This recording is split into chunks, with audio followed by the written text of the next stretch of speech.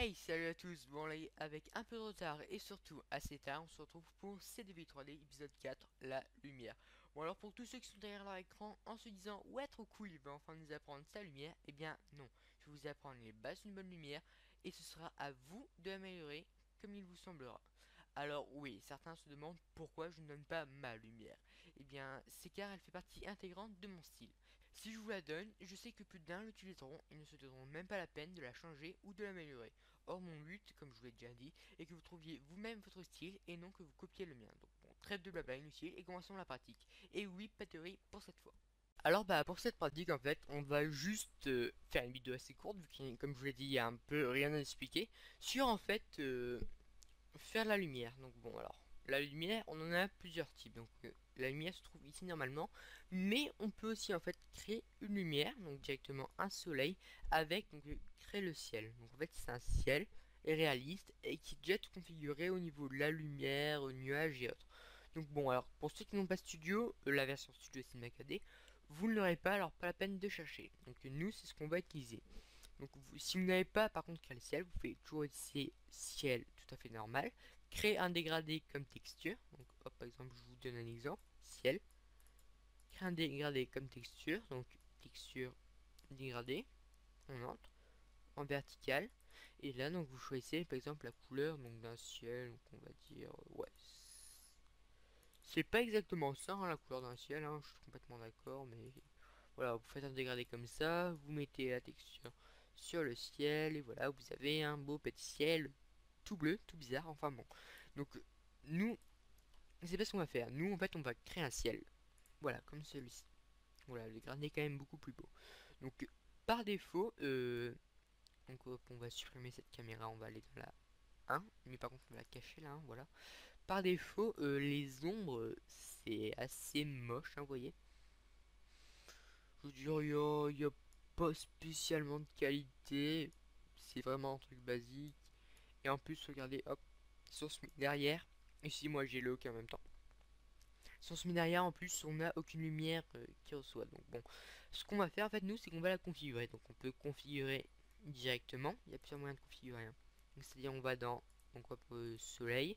On peut cocher couleur chaude si on veut. Hein. Hop, pour que ça fasse un peu plus voilà. On peut aller donc modifier l'intensité, la correction de gamma, l'intensité visible. On peut choisir sa couleur. On peut faire une échelle de distance entre le soleil, par exemple, plus sera près. Bah, je vous laisserai voir vous-même en clair, c'est pour faire la lumière en fait, c'est pour en fait faire rapprocher la source de lumière contenue dans l'objet ciel en fait. Donc là on peut modifier l'ombre. Donc là on peut prendre ombre adaptative ou ombre franche. Ombre franche, je vous les conseille vraiment parce que ça donne un truc moche. Ombre adaptative, c'est ce qu'on va garder. Donc précision d'ombre, on va mettre à 100%. La couleur, on va la mettre à luminosité de 5 pour pas que ce soit trop noir. Et l'échantillon minimum, on va mettre à 16/128. Donc bon, c'est déjà un petit peu plus beau, mais c'est vraiment toujours pas ça. Donc ce qu'on préfère aussi, c'est désactiver simplement le soleil et créer une lumière configurable, c'est-à-dire la couleur en 35, enfin oui en degré 35 la teinte quoi, saturation 45, en ombre donc adaptative, une intensité de 95, une luminosité de 5, 100%, 16, 128. Et là, ce qu'on préfère tout simplement, c'est la mettre à la place de notre soleil manuellement. Vous voyez, hop, comme ceci, je vais le faire vite fait.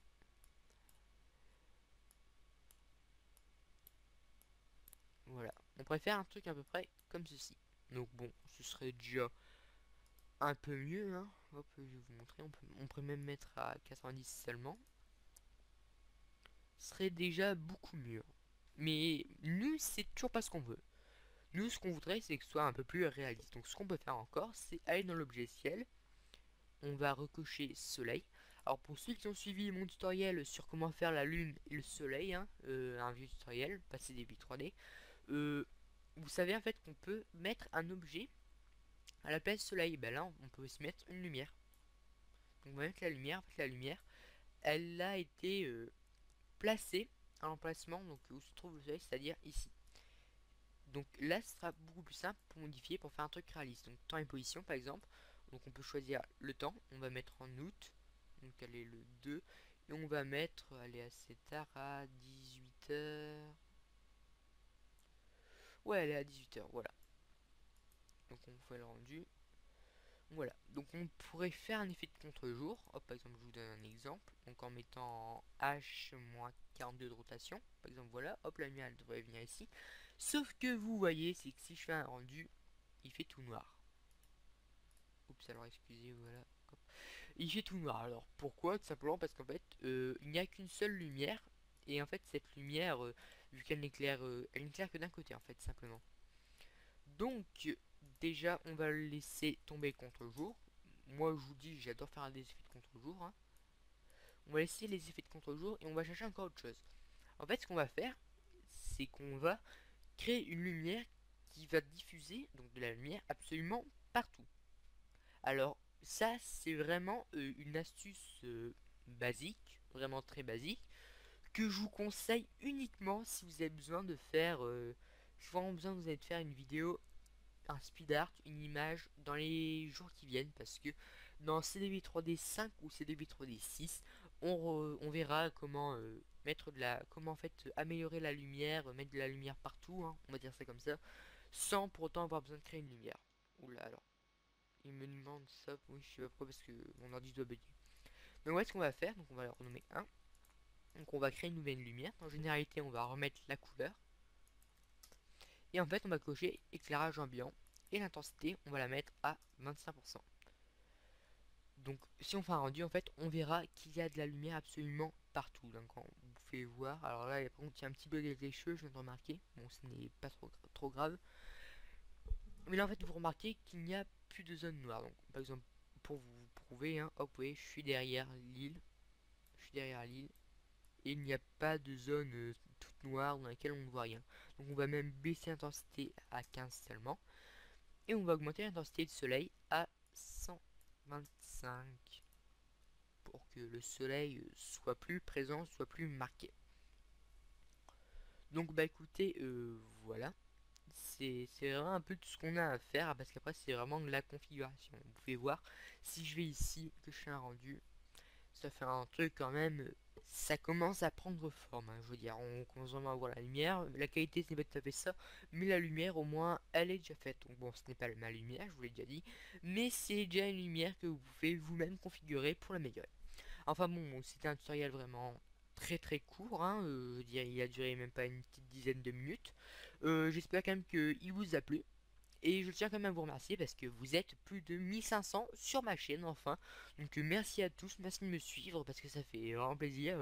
Je pensais jamais pouvoir arriver, je vais pas dire aussi vite, mais pouvoir arriver à 1500 parce que pour moi c'était un rêve inaccessible. Et qui est devenu accessible accessoirement. Enfin bon, donc écoutez, encore une fois, je vous dis merci, je vous dis au revoir et je vous dis à la prochaine fois.